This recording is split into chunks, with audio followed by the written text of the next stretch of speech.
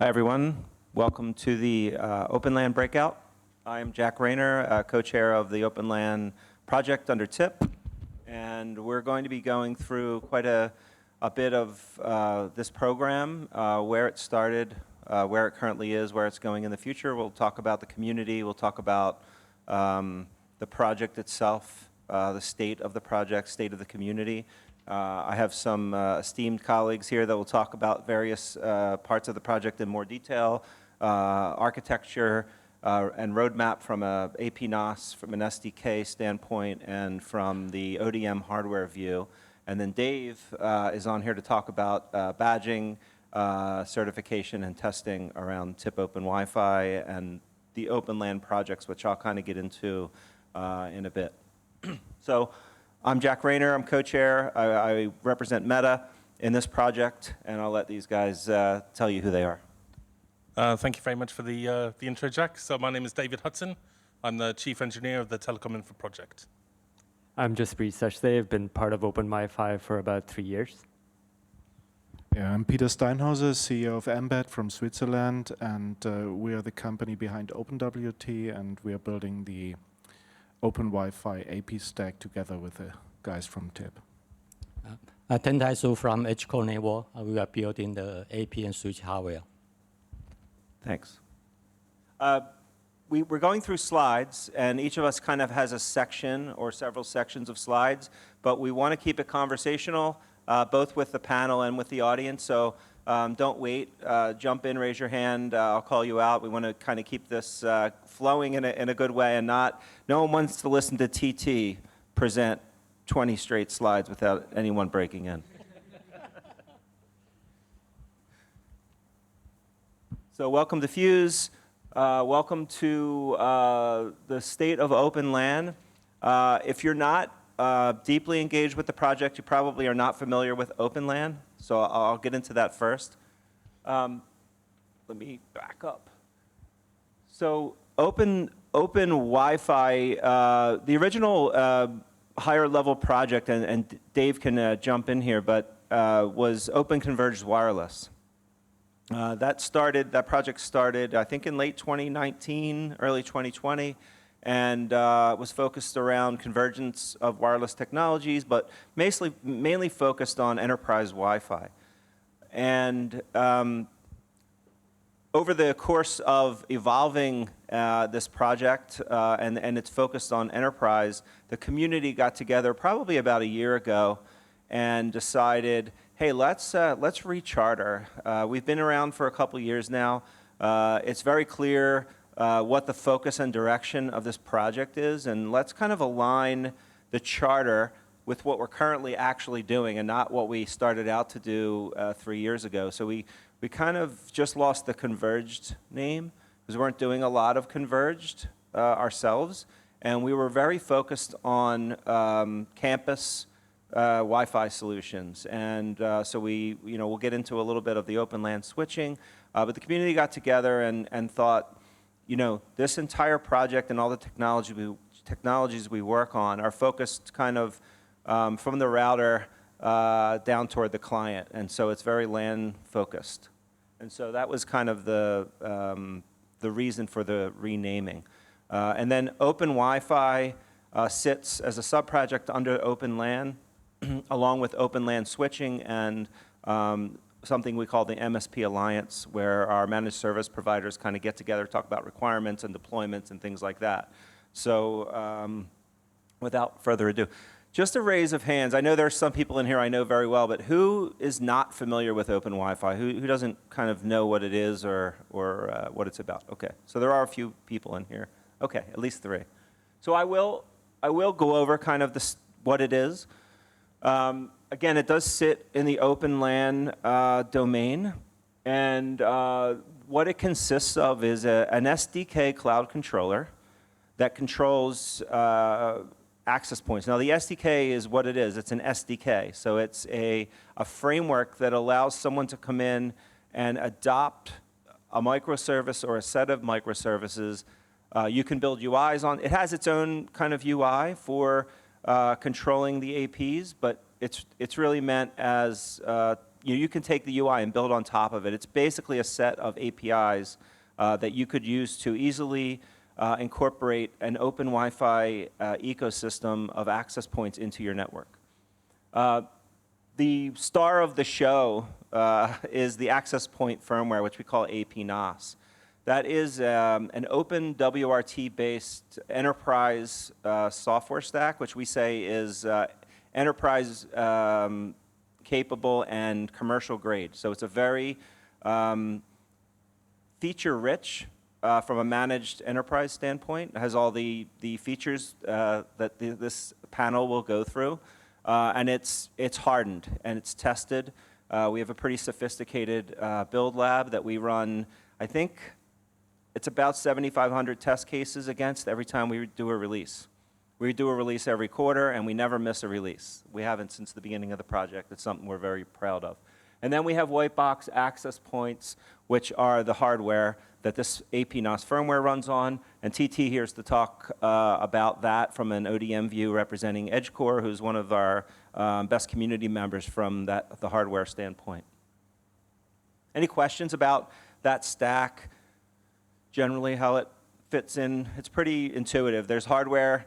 There's firmware that runs on that hardware. We do it. And then there's a set of APIs that you can use to control the access points. Pretty simple, right? OK. Timeline and history, again, late 2019, early 2020, the project was founded. Meta, Boingo Wireless, Deutsche Telekom. In MVP, we did in Q3 of that year. 2021, we saw our 1.0 and our 2.0 releases. That's an interesting occurrence, right? So originally, when this stack was created, it was OpenSync based. OpenSync was kind of the technology that we used between the access points and the controller. The community made a decision that we wanted to move in a different direction, that OpenSync just wasn't working for us. It was a little bit bloated, it was a little bit slow, it wasn't natural part of the ecosystem. And so we decided that we were going to pivot and move to what we call uCentral. uCentral is the data model and the communication protocol that runs between the SDK and the access points, or a controller and the access points. And that really the AP-NOS is the star of the show in this stack, but uCentral is the star of the show on the AP-NOS. It's our data model. It's what allows the controllers to communicate effectively with the access points. And also, we have a Kafka stream that streams all the telemetry up to the controller. So it's a pretty, what we've learned is it made us more efficient, it's lightweight, it can be deployed on smaller, cheaper devices, so it allows us to be much more flexible in our deployments.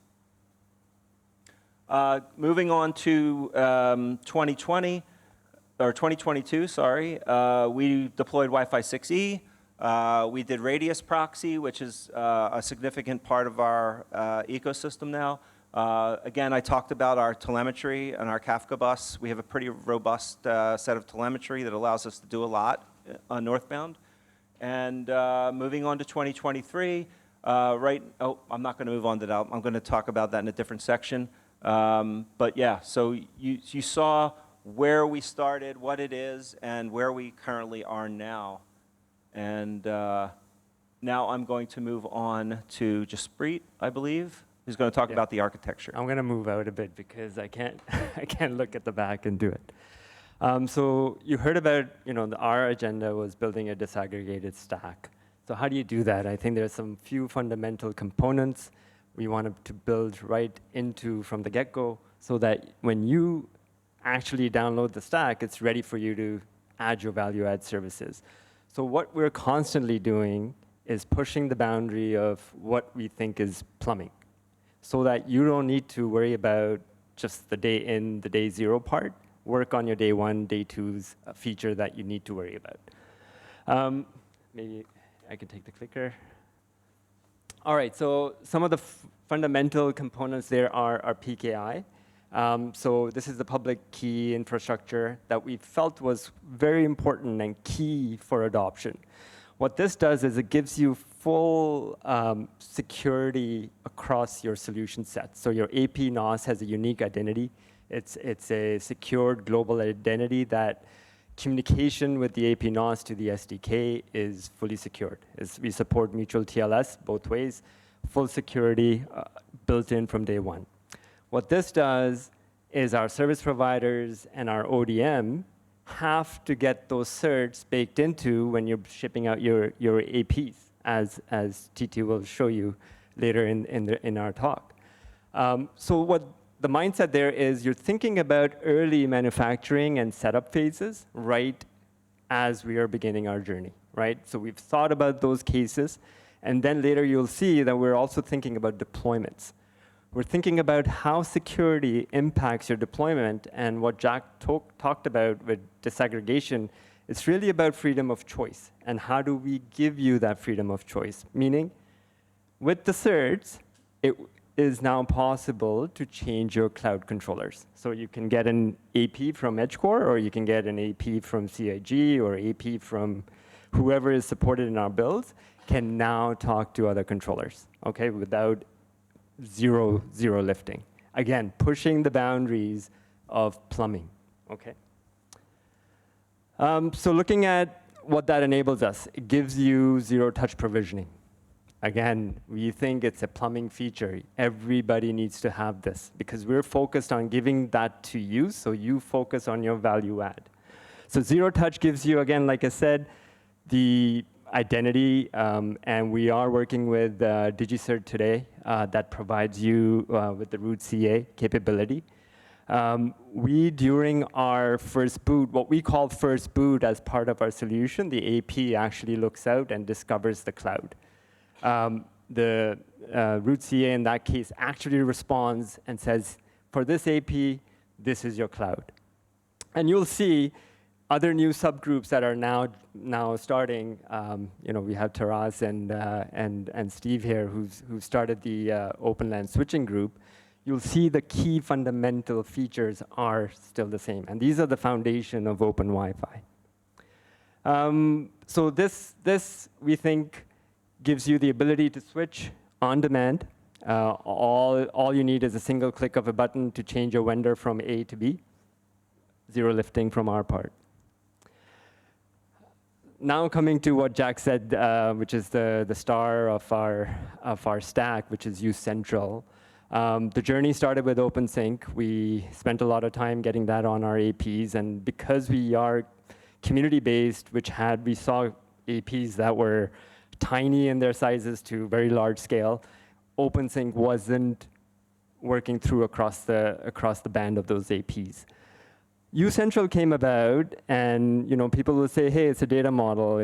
What is it?" To me, I look at it this way. I think it's a middleware that's kind of grown up from the ground up of being, built from OpenWRT.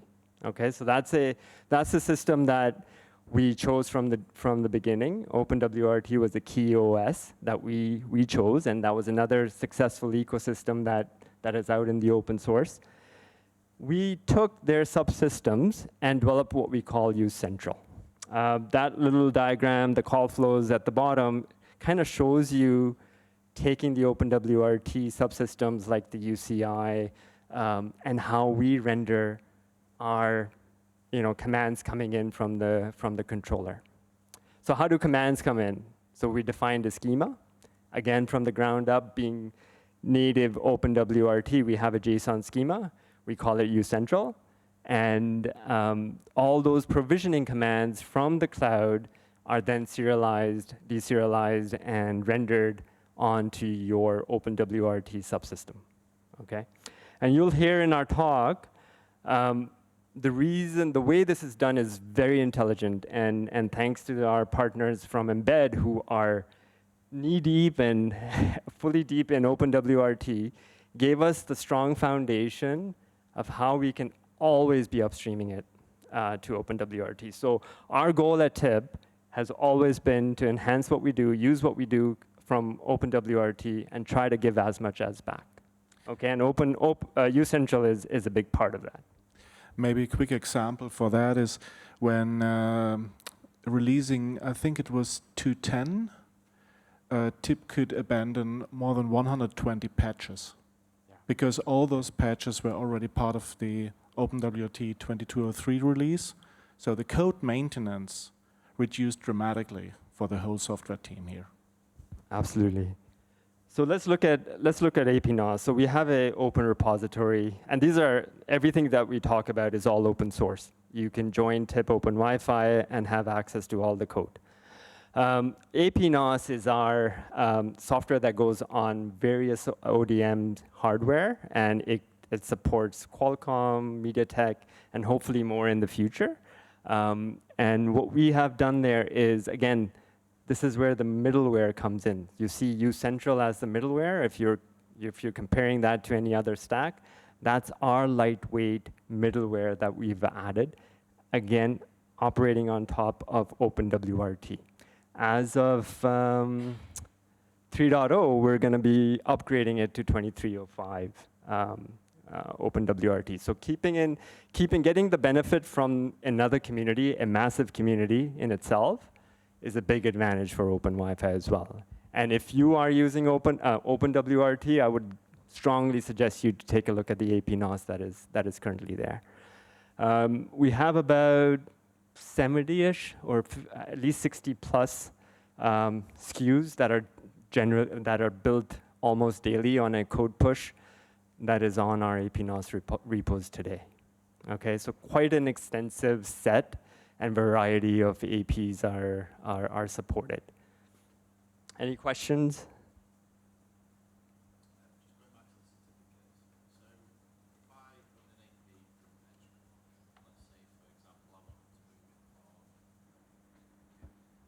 If I own an AP from EdgeCore and I want to move it from, say, NetExperience's cloud controller to Shasta, am I able to do that as the owner of that? You're able to do that. So we have something called a tip cert portal. I didn't get into that, but there's a component that lets you manage the life cycle of the cert, and one of the life cycle aspect is updating that attribute.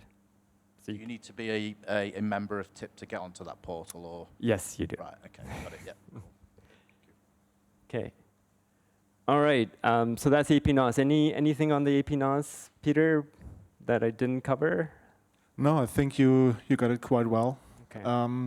One very important point, you just touched it slightly, is that really the work also with the OpenWRT community. So there are lots of features that are going to be developed or are being developed in TIP OpenNAS, OpenWiFi for the APNAS.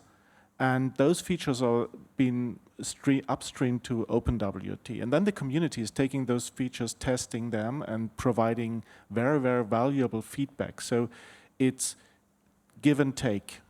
And this is really unique in the industry, to be honest. Yeah, the one thing I would add to that is it's hard to explain the significance of the whole OpenWRT and the upstreaming and us maintaining our openness. OpenWRT is, I think, deployed on hundreds of millions of devices worldwide. Like all the home routers that you might buy from Best Buy or on Amazon are OpenWRT based. I see, and I talk to a lot of people who see all Wi-Fi moving more toward a managed state.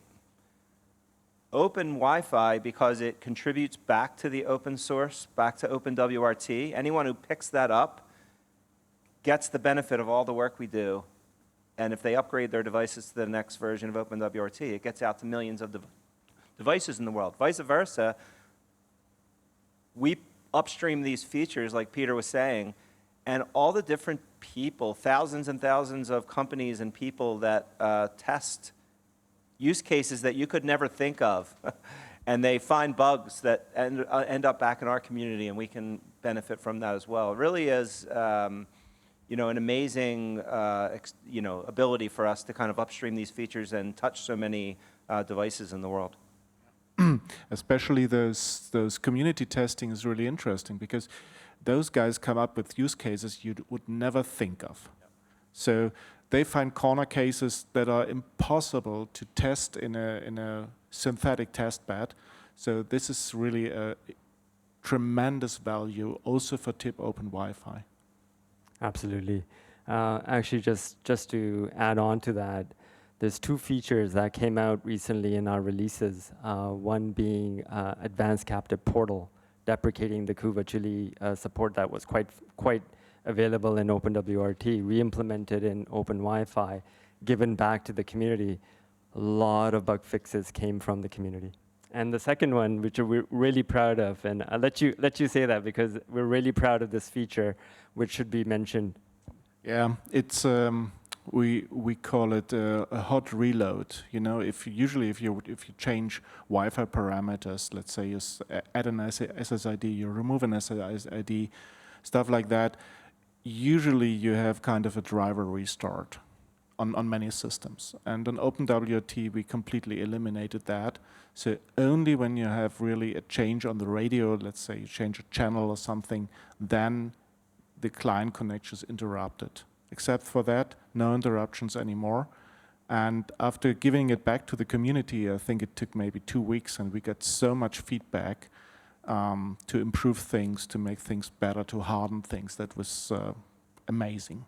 Yeah, again, go ahead. Well, I was going to say, I think this is a true symbiotic relationship, and it's kind of unique, but it's how it should work, not just for this technology area, but for others as well. Open source development is fantastic, but it should help to be refined by productization and commercialization to feed back into what needs to be done from the market side of things, so both sides can keep growing and learning as what is actually required. So you get that great community who's driving things, like you say, those use cases that you would never dream of, but you also get the things that are coming from the Open Wi-Fi community of, I need this in market, and I'm going to develop this. We're going to push that back into the Open WRT, and the whole community grows as a whole. Yeah, I was just going to add, really, you can't understand the significance of such a small community in its early stages contributing a feature that was so impactful to so many devices in the world and giving it back. You know, that was a really important feature that a lot of companies would have taken and make it a proprietary feature that says, this is my differentiator from all the other Open WRT solutions. You know, we don't have to restart our radios every time we make a change, but we gave that back to the community, and literally, again, hundreds of millions of devices can now benefit from that, and I think that's a great thing. Absolutely. So keeping in mind, we're pushing the plumbing, and so that you can focus on innovating on your products. We're going to continue pushing the plumbing boundaries. The last part of our component is the SDK. This is what you can take. It's a fully microservices-based architecture. You can take bits of it or all of it to create your own controller. We do have a full controller brought up and in the tip open Wi-Fi domain. That's for you to look at the possibility, like kind of the art of the possible, really, what can be possible. But you can adopt, and in this diagram, all the yellow pieces are really all the microservices that are there. You can adopt at whatever level you think you need. Gateway service being the one that actually talks you central. That's the key piece of the microservice that communicates with the AP NOS. We have other components like provisioning that gives you really, kind of the higher level, even like, I keep repeating myself with pushing the plumbing, where we're now saying that, you don't need to worry about managing entities or venues or site. Well, that's all table stakes. So as part of this, we're going to be it was supposed to be 2.11, but in 3.0 release, we'll have a fully integrated one-click to roam with our team from Global Reach back there that is fully integrated. If you strike up a partnership with any open roaming member, and you would have out-of-the-box functional working open roaming. With that, I think that's that section, I think. Yeah, give it back to you, Jack. Yeah, and we're running behind. I'm going to roll through this pretty quickly so I can give everyone else the time they deserve. There's just a few kind of real important points that I want, and I didn't kind of go over it in the beginning. I purposely waited until current state. The benefit of of this stack and how we differentiate ourselves from the rest of managed enterprise Wi-Fi is really the disaggregation and flexibility that we provide for service providers. So think about it. We have white box hardware, and I purposely waited to say we now have 10 different ODMs, so 10 different companies making hardware for this stack of all different form factors. Wi-Fi 5, Wi-Fi 6, Wi-Fi 6E. We'll be doing Wi-Fi 7 next quarter. Wall mount, ceiling mount, indoor, outdoor, tri-band, everything you can imagine. There's 75 different hardware SKUs in Open Wi-Fi now, which is, you know, considering that the 2.0 stack is really only about 1.5 or 2 years old, it's a tremendous achievement. So 10 different ODMs that you can use.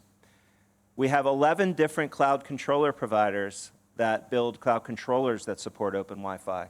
So think about all the different combinations you have there with 10 ODMs and 11 cloud controller providers, and growing.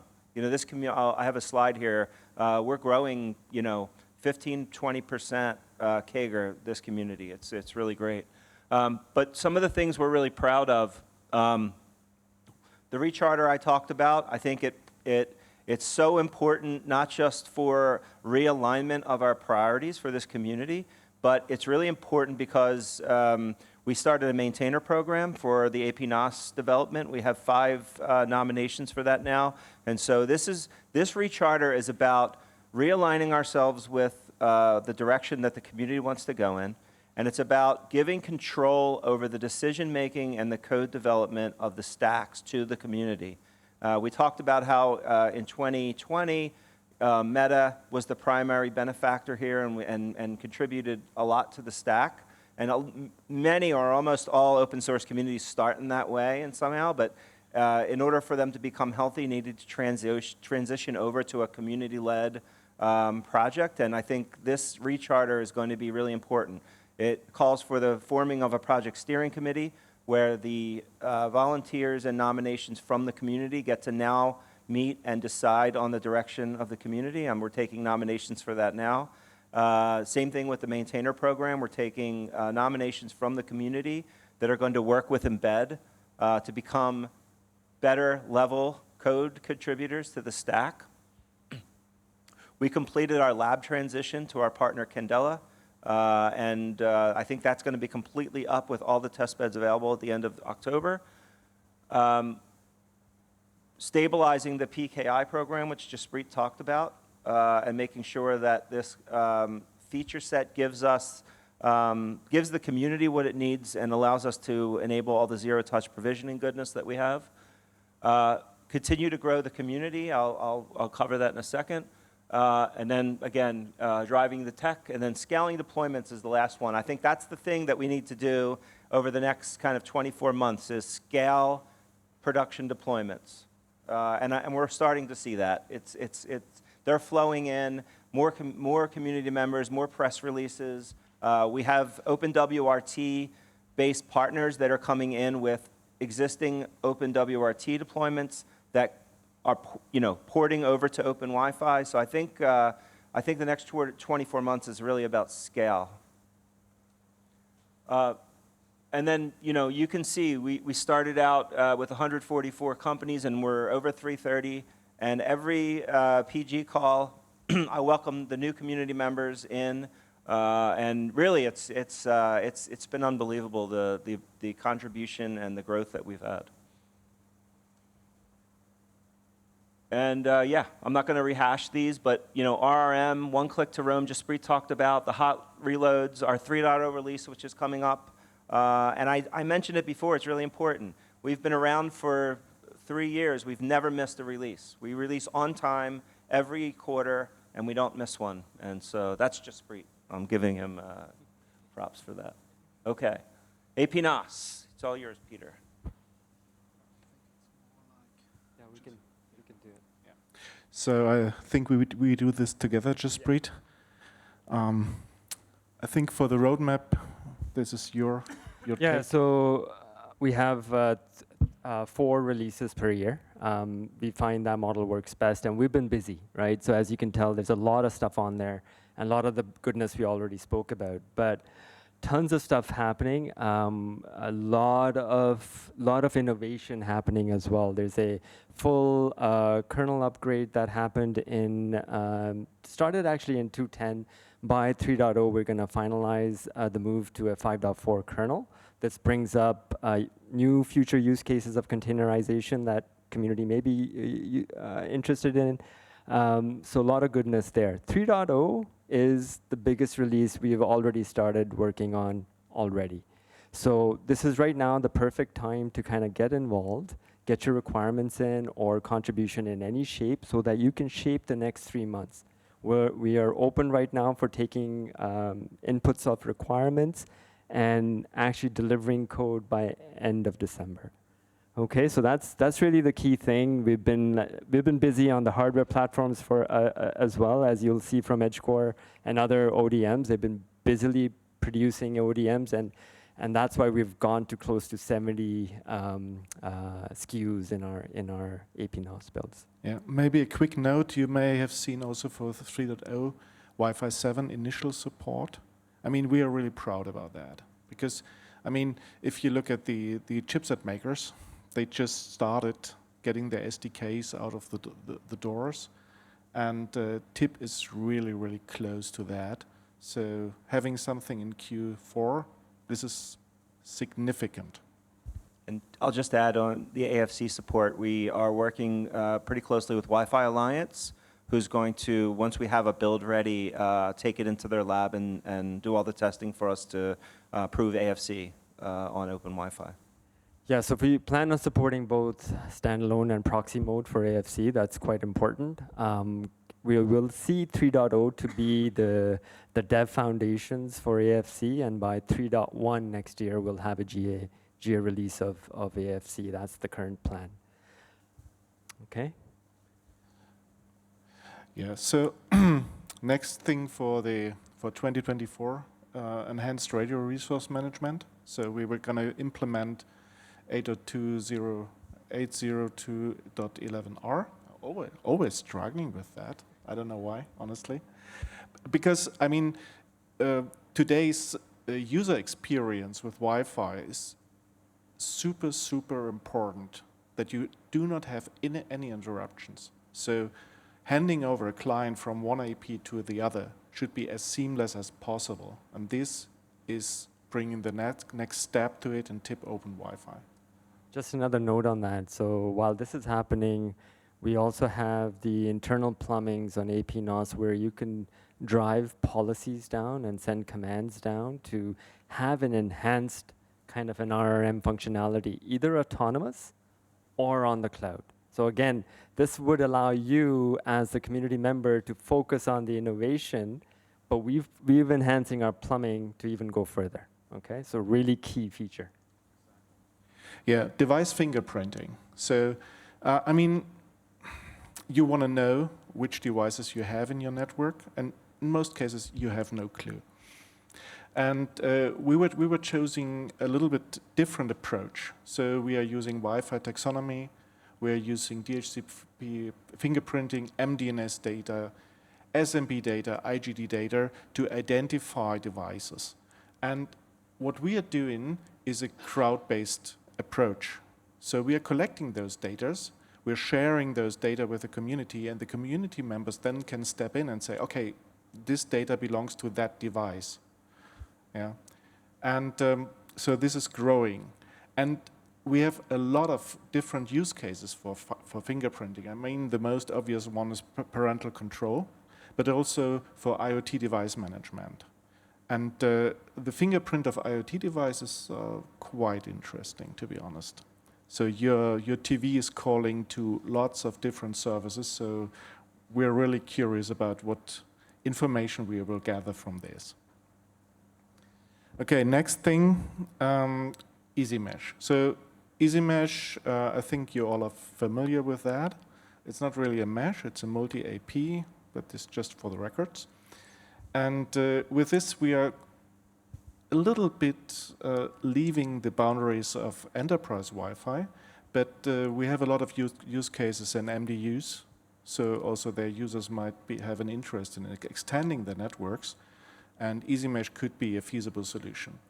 So what we are trying to do is having a fully integrated approach with OpenWT. What we currently see out there, we have maybe 20, 25, 30 different EasyMesh implementations. Most of those are proprietary, some claim to be open source, but open source does not just mean you have the source open, but you have an active community that's doing development on that. So that's why we said, okay, let's do this properly in OpenWT.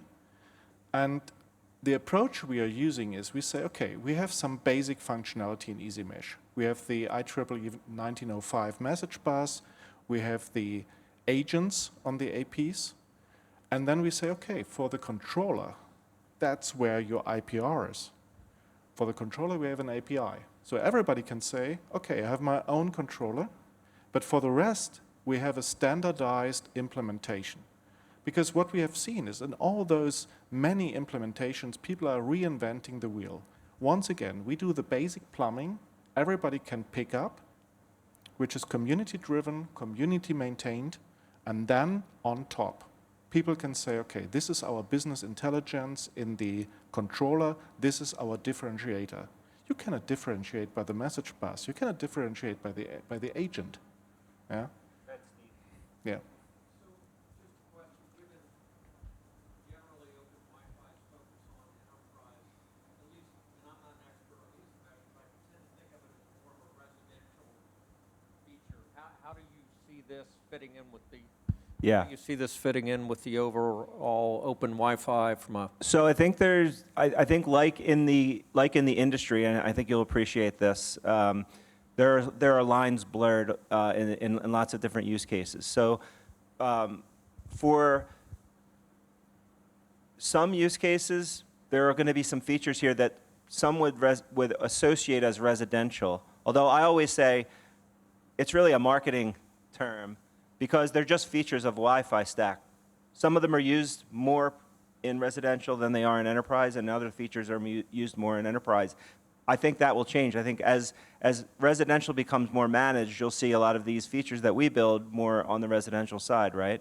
But MDU is an area where some of these features are requirements. Both, you'll see USP TR-181, for instance. We have current community members that service the MDU space that need that integration into their back-end system. So I would say, number one, there's lines blurred, and so some community members might need these in the enterprise and some don't.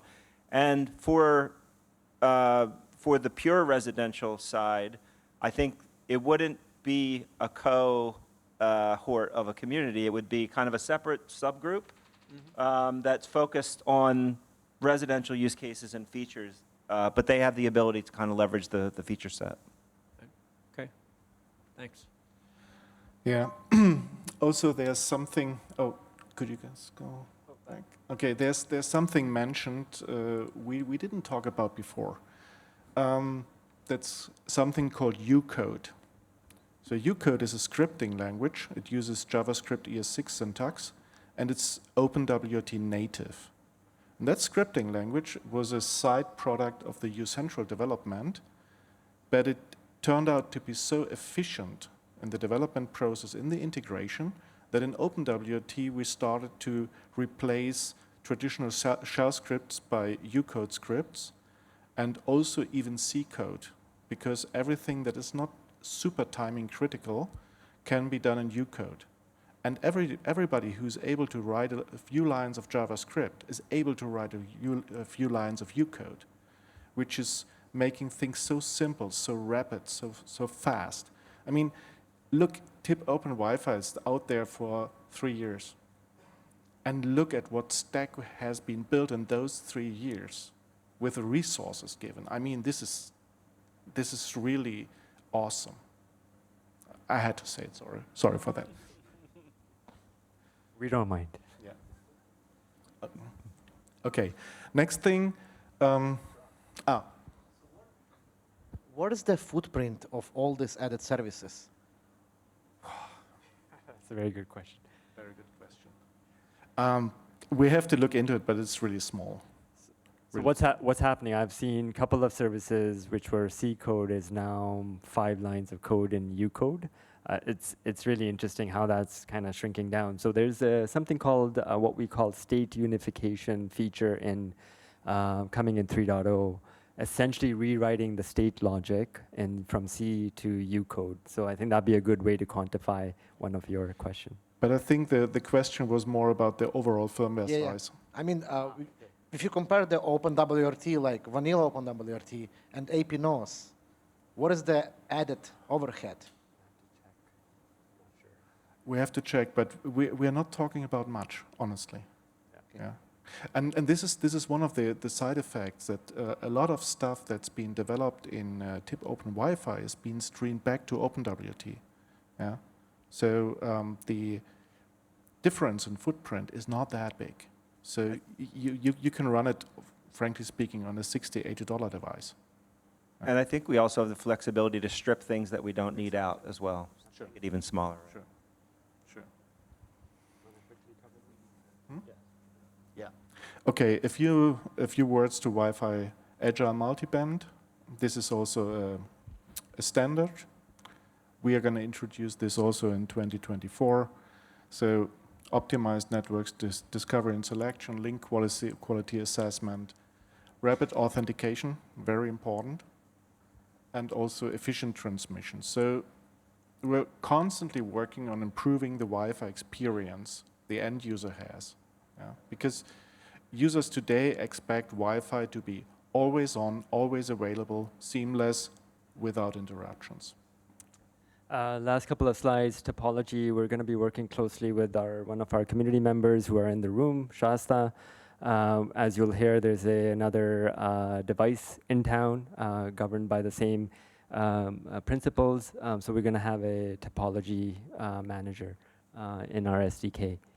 Lastly, we spoke about this. I think there's been so many questions we ask, and again, I think this is really a call for action. If you think this is important and you think OpenWiFi is the place for it, get involved. Like bring your requirements forth, and we'll take a look at it. So really quickly, engineering processes is just like any other top-tier engineering company. We go through a continuous delivery, continuous testing phases. Not going to jump into that. We've got a lot more slides to cover, but this is key. We are typically DevOps-minded from the beginning, and that's how successful we've become. All our code and branches are there. You can find out in GitHub when you're part of it. You'll see our process. It's quite intense in terms of the automation that gets run nightly. Are we on track? Okay, sorry. Okay, I was rushing. But this has been a key because we have a community lab where we test our software daily. It goes through level of automation of you push code, it gets pushed out to the artifactories. You then can automatically download that on a testing rig and generate reports out of it. So if you have an access point that needs to get tested, send that to the TIP OpenWiFi labs and kind of get that going. This is fundamental to our being. We don't do our releases without this. This is baked in from essentially day zero. We actually called it, and there's a few people in before me who coined it DevOps for Wi-Fi, essentially, and that's what truly it is as you go from there. As a result, what we've done now, we've brought together a blueprint that makes it very clear for our community members how to contribute, where they can contribute, bring in your requirements, bring in your dev resources or test resources, and get involved, right? So our contribution blueprint is we have a set of requirements that will be reviewed as a community, voted on as a community. We'll then get into a backlog for a release, and this is all done within the community. We have 2 calls per week that we run. One is a stand-up call on Monday, and on Thursday we kind of get into the engineering call. So essentially what we've done is We have the best architects, the best CTOs join our organization, and together we're just, we're on this journey of delivering actual releases that are valuable to you. I'll just want to add in, this is when I was talking about this wasn't part of the recharter, but it happened not too long ago, and it was a part of the initiative, probably the first part of the initiative, to really hand the reins over to the community and say, you drive the roadmap, you submit the feature, you present it to the community, you gather community support for it, you document it. And we'll help you, we'll guide you, we'll get devs on it, and we'll take care of those things. But we want this to be bottom up. We want to know what the requirements out there are that you have in your deployments and what features you need to support. Absolutely. So we have all the tools in place, from GitHub to the Atlassian suites to Slack. So all of our test plans and requirements are captured in Jira. As part of this, every feature that goes through a requirement review also goes to a design review and then a test plan and text execution review. All of that is open sourced. All of the results are open, so you can go out and see why is EdgeCore behaving so nicely, or why is something else not behaving so nicely, and things like that, right? It's all open. All the performance reports, functional regression reports are all open. And the entire test library.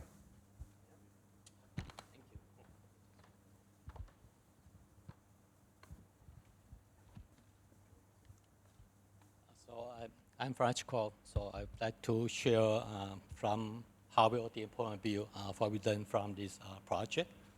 So I think for this project to become successful, first, as a hardware provider, we want to first provide an open hardware platform, which means this hardware can run the OpenWiFi software, as long as the new software.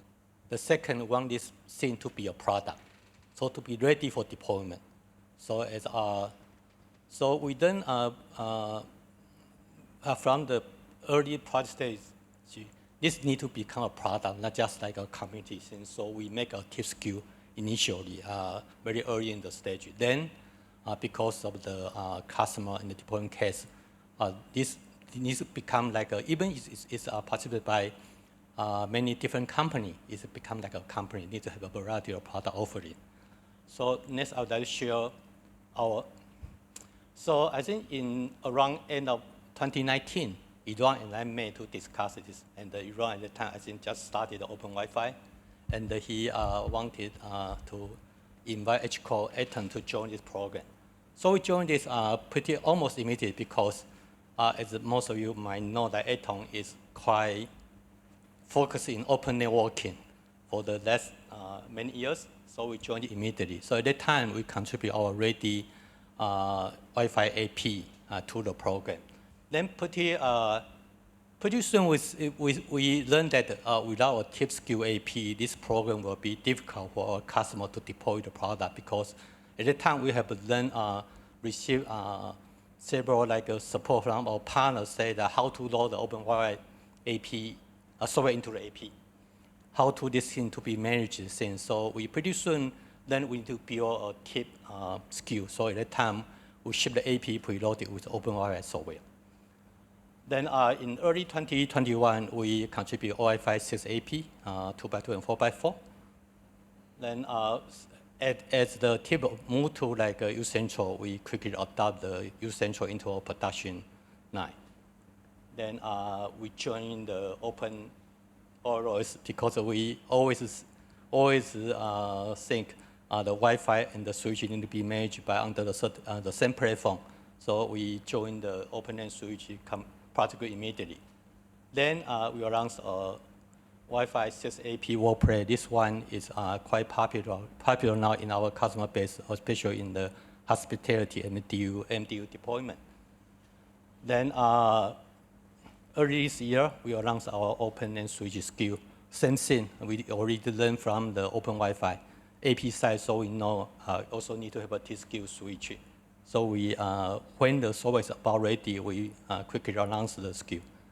Then we are working on porting the same OpenLAN switch U-Central's agent to our ready switch platform, also the new platform.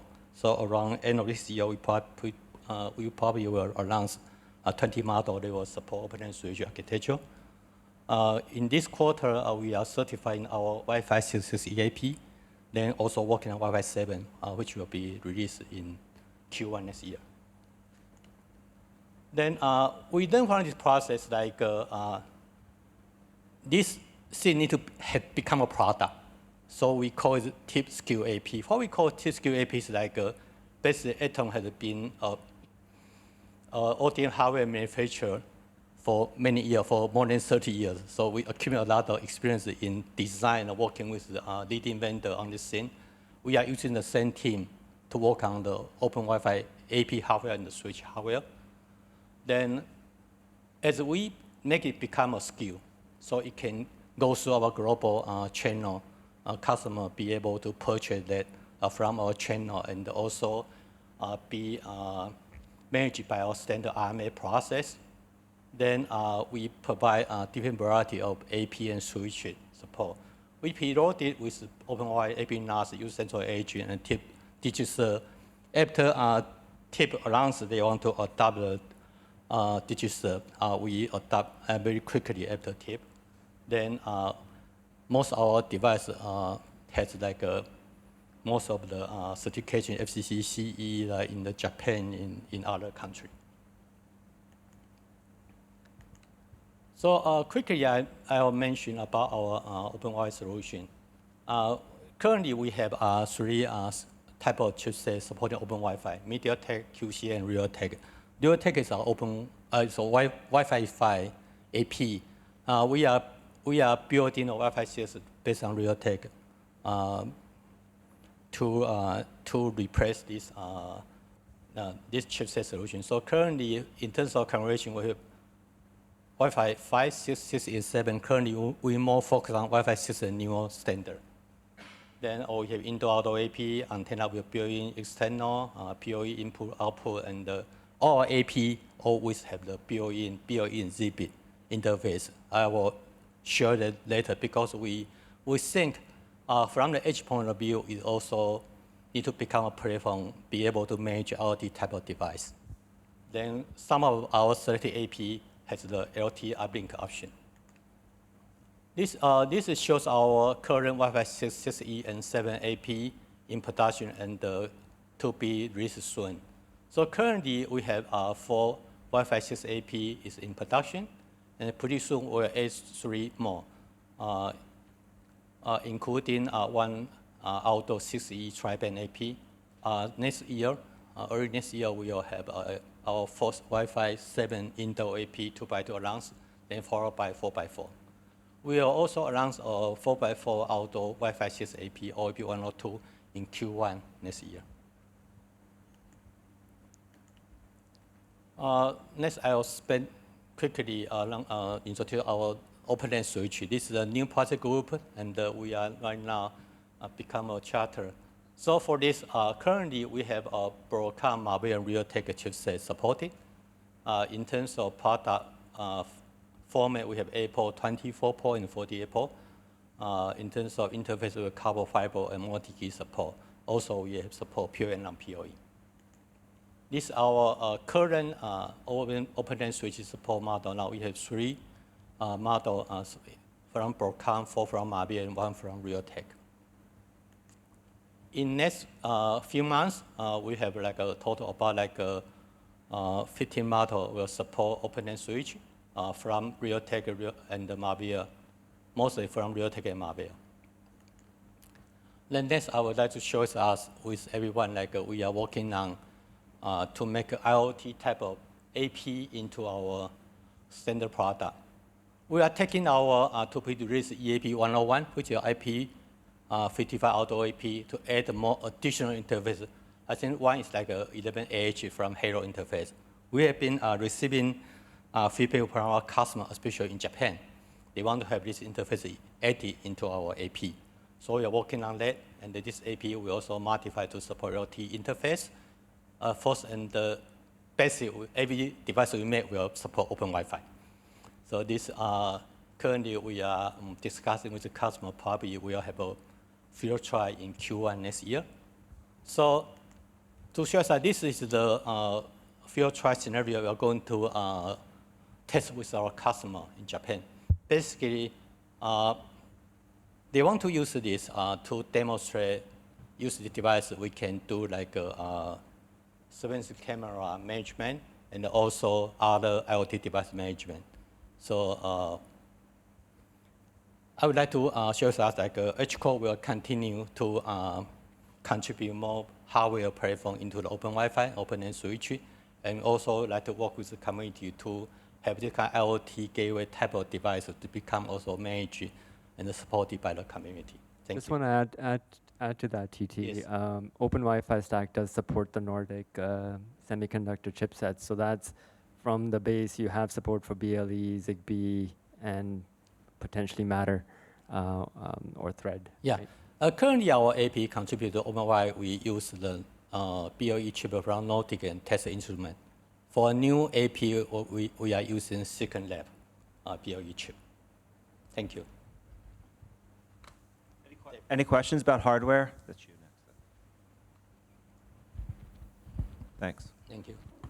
Okay, it's my turn now. So my name is David Hutton, the Chief Engineer of TIP, and as part of my responsibilities, I help to, run the technical committee, the overall technical strategy of TIP. We have 8 different active project group areas, of which OpenLAN, now we can call it OpenLAN officially, right? As of the 6th. As of the 6th, just in time for all the marketing that's gone out.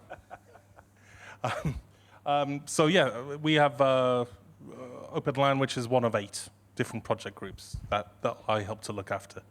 And this is the first breakout sessions that we have today.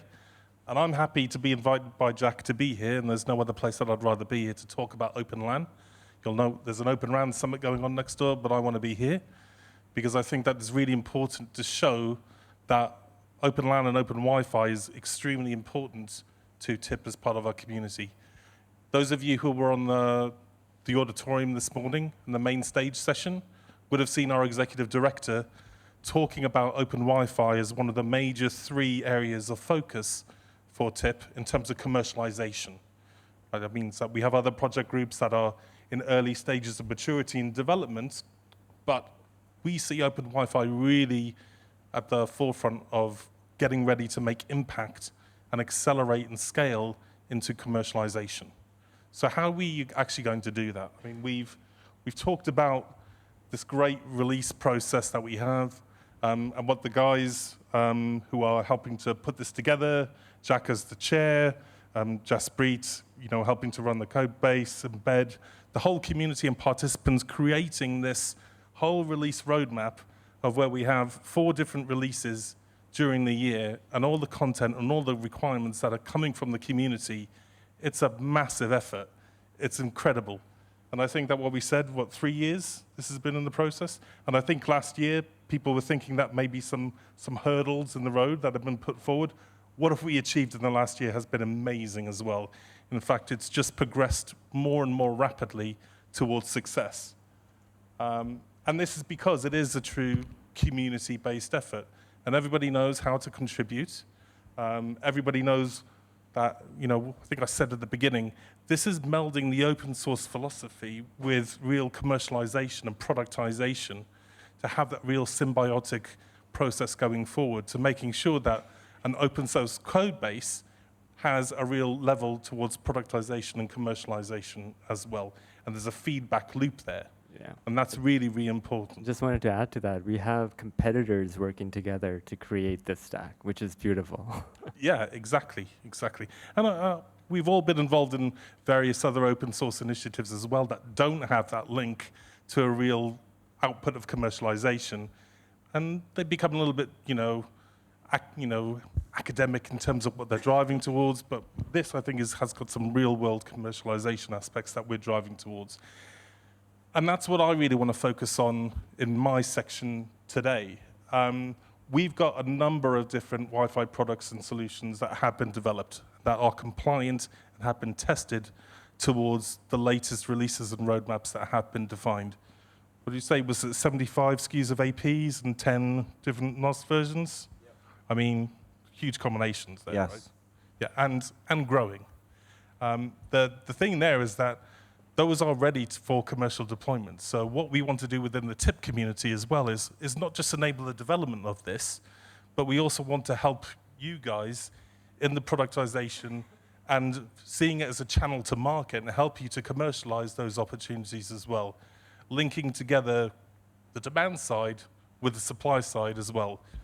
Because success for all of us here is not just to get something in the code base or tested in the lab. Success is actually to sell products, right? And for the consumers of those products to start utilizing, getting the benefits of open Wi-Fi solutions as well. So we've got this great agile methodology for development, quality, release, deployment engineering. We've got labs who do nightly builds and sanity checks and testing. We've got a release strategy.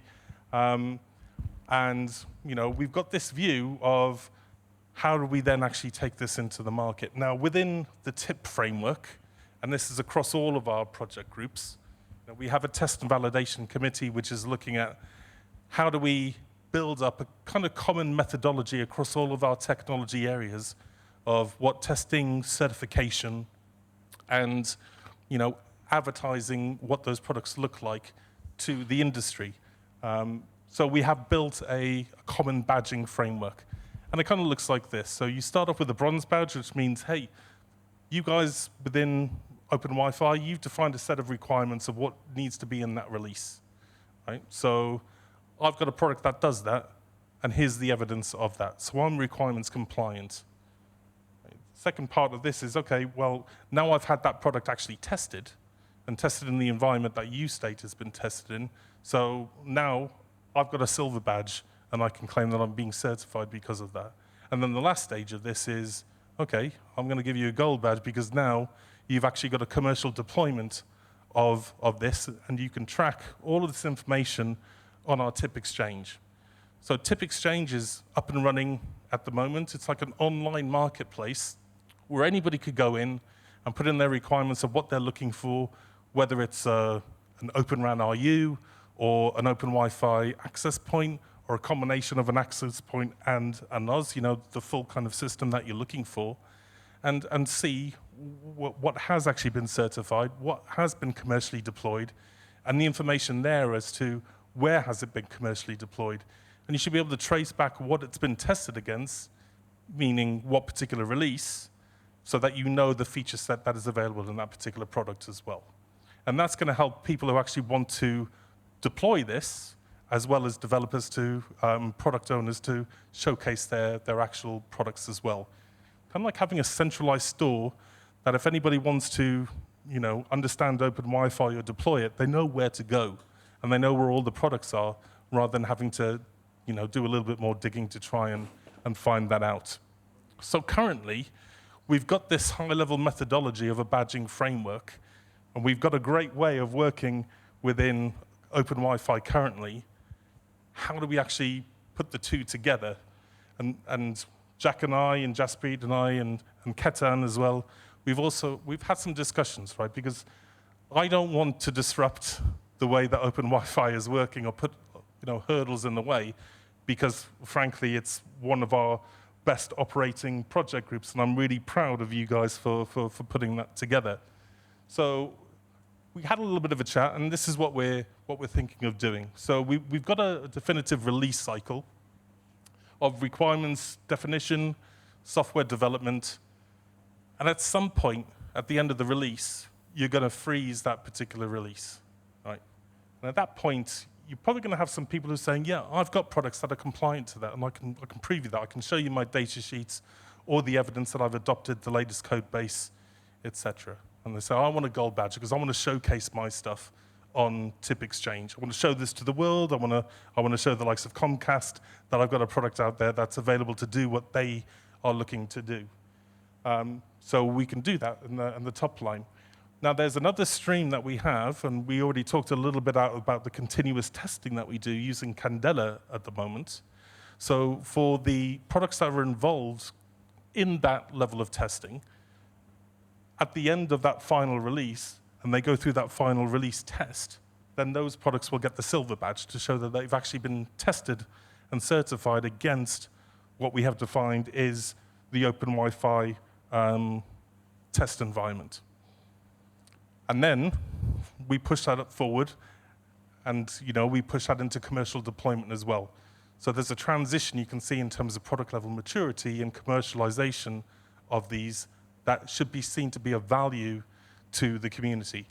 Because unfortunately, currently, we don't have this for Open Wi-Fi, but we do for OOPT, and it's been shown to work great. I mean, the vendors and the operators who are involved in that community really enjoy that, and we're applying it to Open RAN as well. So we want to apply the same methodology to the Open Wi-Fi community. Steve. Steve Martin, Chester Cloud. So just my feedback, and I've already mentioned this to Katie, but to me, the bringing more clarity, from a marketing perspective, and trying to get broader acceptance of Open Wi-Fi. I think having gold, silver, bronze, I think it's too complex for the market to accept. I think it just, my personal opinion is it's just going to breed confusion and brand dilution. I think my view is early on, focusing on that testing and certification stream so that anyone, whether it's an operator or an enterprise, can reasonably be assured if they pick up an Open Wi-Fi AP that it's compliant and it will work with an Open Wi-Fi cloud, and just focusing on that. So the badging of saying Open Wi-Fi, right now there's all kinds of stuff out there that claims to be Open Wi-Fi, and who knows, right? So just, again, I would, from my view, to drive better market acceptance, particularly given the early stage, just focusing on that certification testing and potentially tying that to revenue for Open Wi-Fi and supporting this effort and supporting the test beds, and not diluting this too much with, kind of confusing gold, silver, bronze, I think would be better accepted at this point. Yeah, I think that's great feedback, and I want to make it clear that these are all proposals at the moment. So, the important thing is that we market test it with you guys to make sure that what we're putting forward is fit for purpose, and fit for purpose for the market as well. I would say, though, that some of the other feedback that I've had is that in the early stages, when you're trying to build this ecosystem, and particularly when we don't have the testing environment for everybody to take part in, and therefore the idea of almost having, let's say, one certified Wi-Fi, Open Wi-Fi logo, I don't think we're scaled at that point. Now, we may consolidate at that point based on demand, and if we can make a success of and scale our testing environment. But I think that, the early stage bronze of people declaring that they've got an access point and they've gone through the portal to get the PKI certificate, means that they are Open Wi-Fi compliant. It's not tested. And I think that the way that we would display this type of information on our tip exchange really needs to be clear. And I think that, we'd like to get everybody's view here as to what that level of clarity needs to be, so that it is, when you go on there, you know exactly what it means when there's a bronze badge that's been allocated, but there's no silver. You know that it hasn't been tested through the tip procedures, but there's still products that are available. And I think in the early stages of trying to build up this Open Wi-Fi ecosystem, we should give people the opportunity to showcase their products, even though they may not have the opportunity to take part in the tip lab testing because it's not scaled enough yet. We shouldn't be that exclusive at the beginning. Right. Yeah, I mean, your points are well taken. I think the other thing, and maybe you've already considered this, and it may be a resource limitation, Jeff Spreet or someone can speak to that, is basically, and I've seen other organizations do this, actually provide a capability for self-testing against established test beds. So it doesn't have to directly, yes, there's some effort to set that up, but there's an automated test suite. You hook your AP or whatever up to that, your software load remotely, and and then it comes up as, yes, you comply or whatever the bronze is, right? Yeah, we're totally set up for that because our testing repository is open source. All you need to do is get the rig and make it go, right? So I think we can definitely scale to that. Yeah, there's nothing proprietary at all in this solution, and I see value in both. I would say there's a great value in number one. It's something that we're missing right at the moment. I get asked all the time, every time I present, every time I talk to a community member or a deployer or someone. Where can I see the list of hardware? Where can I see the list of cloud controller vendors? How do I get this information so I can reach out and talk to people? I think Tip Exchange is potentially a way for us to say, not only can you see the cloud controller vendors that support Open Wi-Fi, not only can you see the hardware that's supported by Open Wi-Fi, both on the switching and the AP side, but you can see which ones have gone through 2.10 testing, which ones have gone through 3.0 testing, because as you know, every release we come out with new features. We showed you the roadmap. So if you're on a 2.6, someone will ask, do you support open roaming one-click? And you're like, no, it has to be 2.10 or beyond. So there is a need for a repository for people to be able to go and see what's what. I think it comes down to the fact that the devil is in the detail. The detail still needs to be ironed out. But there's an opportunity here for us to centralize this type of information that I think is going to be of value to the industry. How that's actually presented in the end, we can certainly work through that. And in a community fashion, everyone got a real-world example of the types of discussions that we have in our community and why the project steering committee establishment is going to be so important and why this community is successful. I'll go over it at the end. But we have really strong, Shasta Cloud is a really strong community member. They contribute actively on every call. They contribute on the LAN side. They push what they need, and it's the reason why this is a successful community. And we encourage others to do the same. So could we pass the microphone down? Thank you.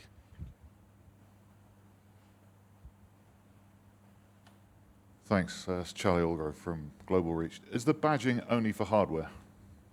What is to say, how are you defining which elements of this massive cloud SDK are implemented in the controller stack and that they have been proven to work by vendor ABC? I think that's another good question that Yeah. probably needs to be ironed out. But I think from my perspective, there are different ways that we could look at this. It could be based on the separate individual components themselves. It could be based on, let's say, a complete system that shows that a NOS from one vendor is interoperating with an AP from another or based on a different piece of hardware, and you would potentially certify the full system together, or individual components. I think that this is something that we need to analyze a little bit more. Well, the actual answer is yes. At the moment, it's just hardware. But we're trying to work out how we could incorporate the SDK. We talked about maybe if you support the gateway microservice. We have the component called OWLs, which I'll let Jaspreet talk about. Yeah, there's a lot we can do on SDK side as well. The OWLs is a performance test which goes through and sees whether the gateway can at least do 25,000 access point on a single node, which is running 3 cores. So there's a lot, to your point and Dave's point. I think we can flush a lot out there as well.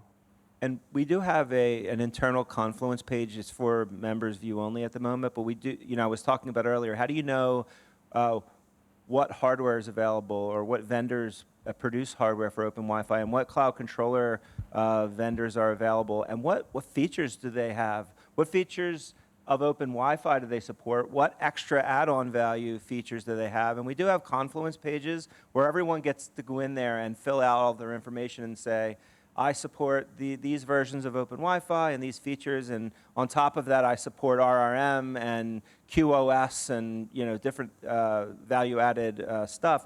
We have to find a way to get that available to the public in a way that it doesn't make it. You're not giving away proprietary information, but you're giving away what the world needs to consume. Go ahead, Ketan. So I think one of the amazing things about a community-led initiative is that if there's a requirement that you have, that we can discuss it and we can go with it. I mean, I would expect that your question, if we had to kind of redraft it and make it a bit pointier, would be which one of these is open roaming compliant, or which one supports Passpoint 2.0, or which one supports EPKA, or which software subsystem is required. And I think there is nothing in the mechanism that we've described it which doesn't allow for that kind of expansion. So I think the idea is this is a work in progress.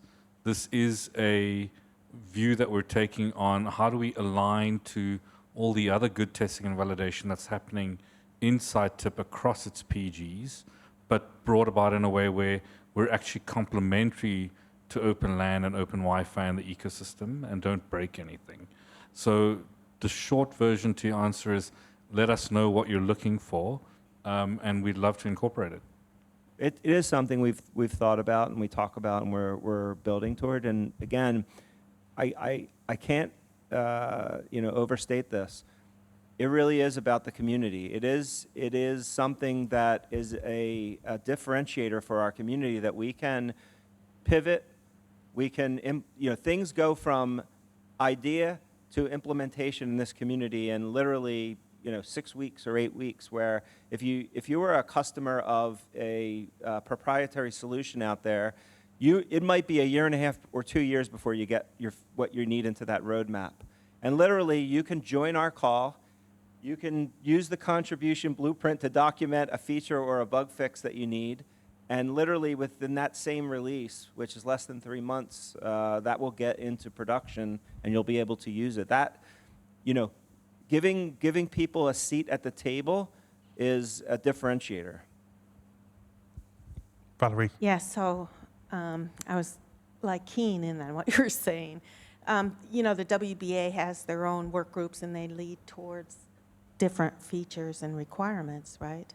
The beauty of this, I think, is you don't have to pay for all the legacy stuff that's getting built into some access points. You're getting what you want, right? So especially if you get part of this working group, you can influence it. But it's key, we need to, as part of TIP, we need to get out there, okay, we support roaming, we support whatever it is, right? And this is the roadmap to this. And if you want to make a change or influence that roadmap, then you can so do so. But I think it's a really good point that you bring up, that we do need to, because people are looking at the WBA certifications, or they're looking, for those types of certifications, and this is a differentiator for us that we could leverage and accelerate some of these attributes that you can't get today in access points. Like some of the exposures to the KPIs, the parameters are going to be, the telemetry that we can expose is incredible, where they're not getting exposed in APs today. Well said. Okay, great. So then the last slide here is basically saying there's more discussions to be had, right? It has to be right for you guys. It's got to be fit for purpose for the market. So there's more discussions we have on the granularity of what this certification looks like, which could include other aspects and can be involved in the future. The business model behind this is obviously going to need to be discussed as well and agreed with you guys to understand what that looks like as well. The cadence of things like recertification and when that should happen as well. Is it on a minor release? Is it on a quarterly release, or is it on a yearly release, or another alternative, of things that the community needs to discuss and agree upon as to what the value is for the person who's actually deploying it, but also value to the person who's actually building the products. There's always going to be a healthy balance that we need to agree on there. So more discussion to be had. Join the project group calls. Yes, join and contribute. That's what makes us great. Great, thank you. And again, I think that the focus here is that in such a short period of time, this community has generated great pieces of work, the OLS stuff has just come up extremely quickly as well. I mean, at record speed. To the view of productization and commercialization, we need to start to make this a lot more visible to the industry as well. So thank you. So I'm going to close it out here, and I'm going to reiterate a few things that I said that are, I think, really important points, and then I'm going to kind of pass the baton, which I think is really important. I'm not going to focus too much. There's some features here. What's next? Looking forward, what are we going to do? Jaspreet covered Wi-Fi 7 and AFC, but I think the important one on here is OLS that we're going to talk about, and I'll save that to the very end. But from a community perspective, what's next? We are going to continue to do what we do. We're going to produce great software. We are going to continue to grow the community at rates that we're growing it at now. Our visibility is great at the moment. We are going to continue to deploy. We've seen a press release now every month. We just started deploying in a year. Now we're seeing, Ask4 is here, did a press release and on their deployment. Udit is here from Spectra. They deployed. We announced last week single digits deployed at a Ronald McDonald House in Charlotte. And we announced a month ago that we deployed at a cricket stadium in South Africa, and they had their first cricket match there with OpenWiFi, and we're going to get that feedback from that event. And, I'm super proud that in such a short time, we've accomplished so much. Really, if you were a product organization, it would take a lot longer to get from zero to where we've gotten than we have, and it's a true testament to the leadership in the community. And I'm going to call out, Jaspreet, who's been leading the engineering and testing, and really created great modern software principles and processes, and it really is, for an open source community, it's very well run, very well organized, use modern technology and modern principles. So thank you, Jaspreet. You're one of the reasons. Embed. Unless you're kind of really close to the community and really close to the AP-NOS code and OpenWRT and Qualcomm and QSDK and all these technologies, you don't really appreciate, or you can't really appreciate the value we get from Peter and Embed and that team. They really, really understand the stack at a very deep level, and just saying it flat out, the software we produce is world-class kind of software. When it's not just a feature, it's how can we implement that feature in the most efficient, effective way that gives us the smallest footprint, gives us the best performance, and really the stack is a fantastic stack. So thank you, Peter and team, for that. TT and EdgeCore, both on the AP side and on the OpenLAN switching side now, is kind of early adopter, jump right in, get us some SKUs out that we can start working with and get feedback on. They have 30 AP SKUs and like 10 or 12 on the switch side. So without great ODMs, CIG Action Tech, Cybertan starting to lead in, but EdgeCore has been the leader from the ODM perspective in our community, and we couldn't have done it without them. And obviously the TIP leadership, supporting us at a higher level and hosting what we do. You want to add? Yes, go ahead. So just to go back a little bit to what you were saying, for the people who don't understand the importance of the cricket use case or cricket itself, come and speak to me afterwards, and I'll explain it to you. But joking aside, I think I would like to thank Jack as being the chair of this group, who has been amazing in driving this whole work stream forward as well. So thank you very much, Jack. Thank you. Again, you can use one solution and one controller and deploy to any use case in the enterprise space. That's not, something that a lot of people can tout. And so two things that are going to happen that I think are extremely significant in the next 6 months, I'll say. Through the help of Shasta, who is one of the best community members that we have, We are going to probably produce, hopefully, I'm putting the pressure on Steve. We have a gateway product that's scalable to, we've tested it to 25,000 devices. And for most enterprise use cases, 25,000 is a lot. Not a lot of people need kind of true horizontal cloud native scaling.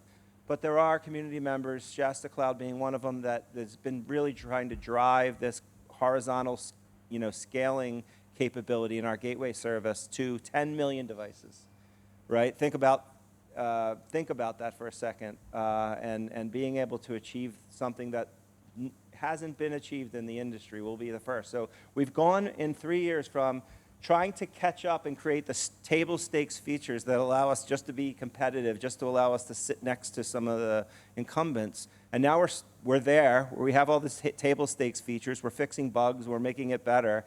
Now we're starting to innovate. We're starting to, cruise past others. And I think that's a testament to, again, the strong community. So thanks to Shasta Cloud for that. And OLS is a new, really, really important feature set for the OpenLAN community. It gives us now the switching and AP capability in one data model uCentral and being managed and controlled by one controller platform. And so, again, it just takes this, you can see where this project's going. It's not slowing down and stopping. It's accelerating and innovating. And so that's a testament to the community. And I want to thank everyone who's contributed to that. And I appreciate all of you.